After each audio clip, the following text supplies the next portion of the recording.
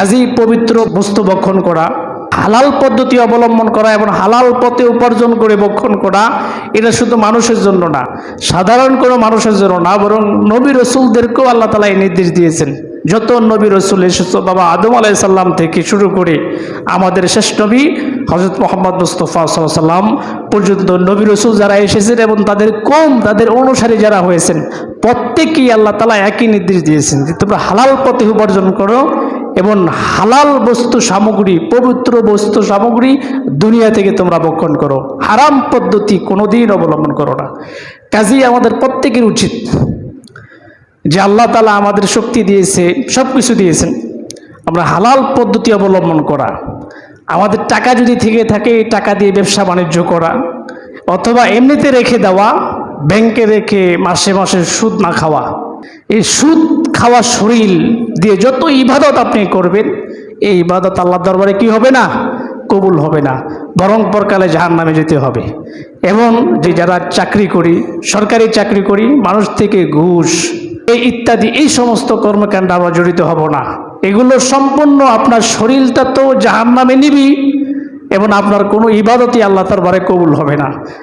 পবিত্র কোরআন আল্লাহ তাআলা বহু জায়গায় মানে বান্দাকে হালাল রিজিক অন্বেষণ করার জন্য, হালাল রিজিক ভক্ষণ করার জন্য আল্লাহ সুবহানাহু ওয়া তাআলা উদ্বুদ্ধ করেছেন। দুনিয়ার জমিনে যত মানুষ আছে, প্রত্যেকটা মানুষকে আল্লাহ সুবহানাহু ওয়া তাআলা হালাল পন্থায় উপার্জন করার জন্য এবং দুনিয়ার জমিনে হালাল যে বস্তু রয়েছে সেই বস্তুগুলো আহার করার জন্য, খাওয়ার জন্য আল্লাহ তাআলা বলেছেন।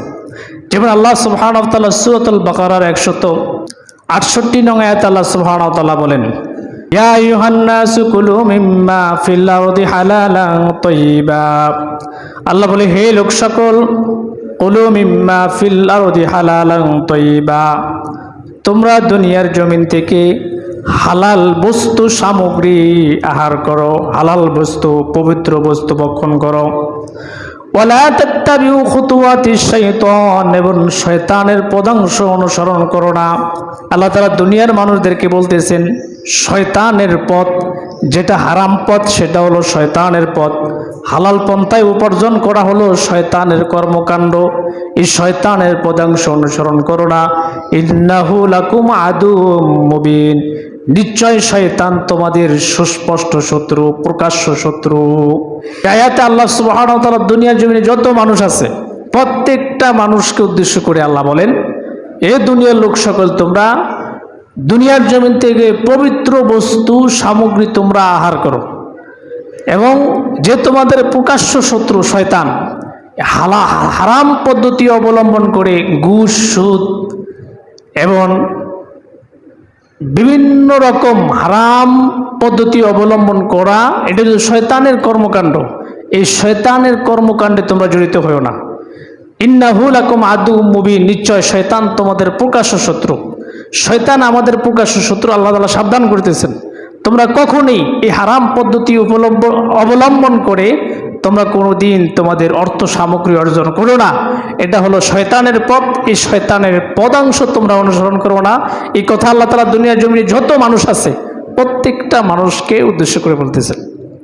এভাবে ভিন্ন আয়াতে আল্লাহ সুবহানাহু ওয়া তাআলা দুনিয়ার জমিনে যত মুমিন রয়েছে, এখানে শুধু মানুষটা, এখানে আবার আল্লাহ তাআলা খাস করে দিয়েছেন মুমিন যারা রয়েছেন, মুমিনদেরকে উদ্দেশ্য করে আল্লাহ বলেন সূরাতুল বাকারার 172 নং আয়াতে আল্লাহ বলেন, ইয়া আইয়ুহাল্লাযীনা আমানু কুলু মিনাত তাইয়্যিবাতি মা রাযাকনাকুম ওয়াশকুরু লিল্লাহ ইন কুনতুম ইয়্যাহু তা'বুদুন।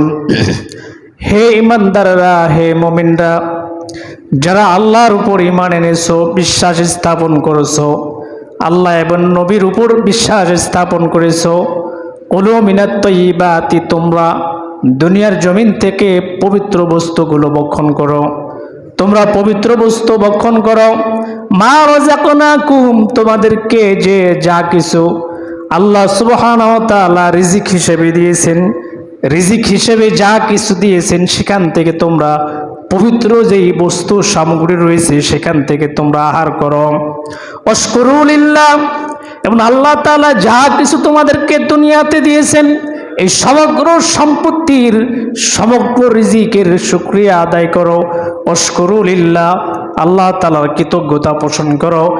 ইন কুনতুম ইয়াহু তা'বুদুন, যদি তোমরা তার ইবাদত করো। এভাবে আল্লাহ সুবহানাহু ওয়া তাআলা সূরাতুল মুমিনুনের 51 নং আয়াতে আল্লাহ তাআলা দুনিয়ার জমিনে যত রাসূল পয়গম্বর আল্লাহ তাআলা প্রেরণ করেছেন, প্রত্যেক রাসূলদেরকে উদ্দেশ্য করে আল্লাহ সুবহানাহু ওয়া তাআলা একই বার্তা দেন, একই নির্দেশ দেন, ইয়া আইয়ুহার রাসূল কুলু মিনাত তাইয়্যিবাতি ওয়া আমালু সালিহা।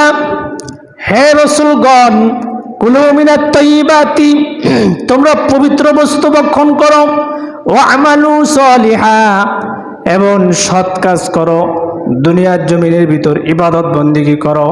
ইন্নী বিমা তা'মালুনা আলিম, আপনারা যা কিছু দুনিয়ার জমিনে করেন সেই সম্পর্কে আল্লাহ বলেন আমি আল্লাহ তাআলা অবগত আছি।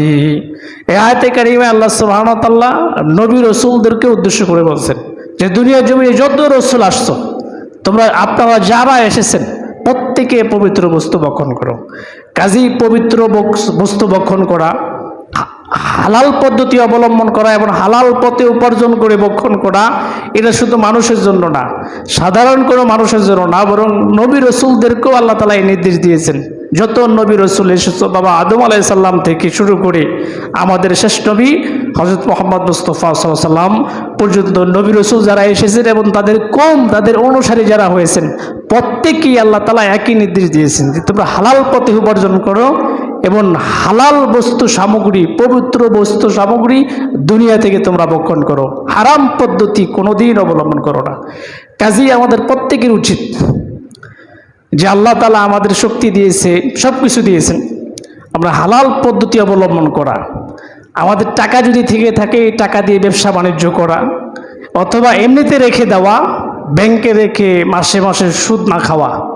এই সুদ খাওয়া শরীর দিয়ে যত ইবাদত আপনি করবেন, এই ইবাদত আল্লাহর দরবারে কি হবে না? কবুল হবে না, বরং পরকালে জাহান্নামে যেতে হবে। এবং যারা কর্ম করি, যারা চাকরি করি, সরকারি চাকরি করি, মানুষ থেকে ঘুষ এই ইত্যাদি এই সমস্ত কর্মকাণ্ডে আমরা জড়িত হব না। এগুলো সম্পূর্ণ আপনার শরীরটা তো জাহান্নামে নিবি এবং আপনার কোনো ইবাদতই আল্লাহ দরবারে কবুল হবে না।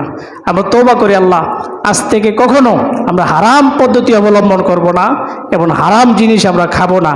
এই তৌফিক যেন আল্লাহ তাআলা আমাদের প্রত্যেককে দান করে।